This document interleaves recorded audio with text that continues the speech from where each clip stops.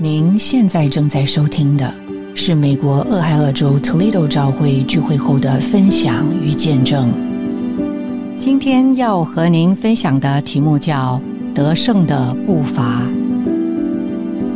在最近的一次特别交通聚会中，服侍我们的弟兄借着美国陆军建军250周年的阅兵典礼中士兵昂首阔步所展现的军容，帮助我们进入保罗在哥林多后书2章中所描述的图画。凯旋的行列，基督的领帅，叫人死叫人活的馨香之气。何等的军魂，何等的气势，这是一般被基督俘虏却在凯旋中行军的人身上散发着基督的馨香，脚下踏着得胜的步伐。但是谁能这样行走呢？看着我们沉睡不醒的情形，弟兄向着我们这些他在召会中多年所养育的儿女语重心长地说，也许你们现在还不觉得紧急，所以每天得过且过，在召会生活中虚度光阴，躲在安逸和舒适里，重复着同样的软弱和失败。但是你们若睁开眼睛，看看当今的世界局势和世人的生活，就会看见神与他仇敌的战场无处不在。这个征战直到今天仍在继续。面对这样的征战，我们凭什么而活，就要决定我们的一生。如果你凭着自己活，就注定要失败，成为撒旦的俘虏，失去向着基督最宝贵的单纯和纯洁，失去作为人存在的意义和权利。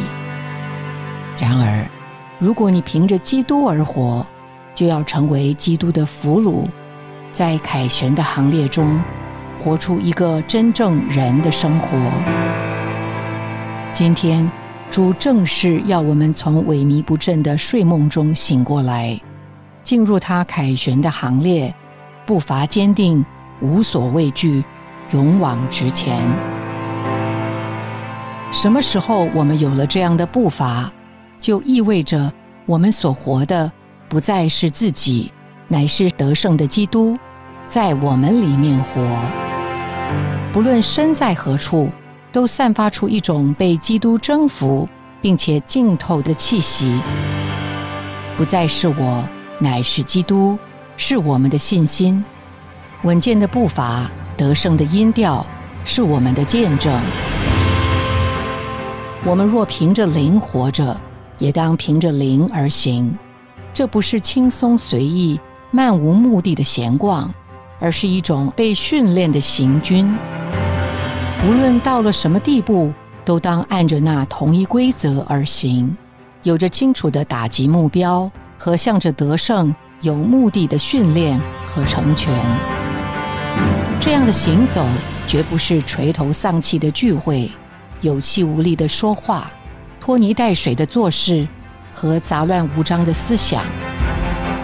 到底是什么考虑让我们不再能公开地见证基督与召会了呢？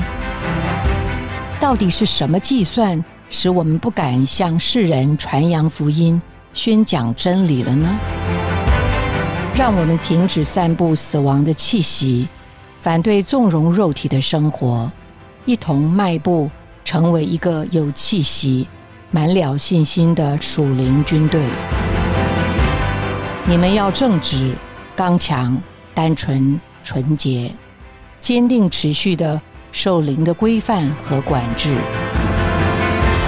让我们都醒过来，从死人中站起来，答应主的呼召，在凯旋的行列中踏着得胜的步伐，在各处传扬因认识基督而有的香气。感谢您的收听，希望您能从今天的信息中得到亮光和启示。你的点赞、留言、分享、转发是我们持续制作的动力。我们的网址是thechurchintoledo.org。期待我们下次空中再会。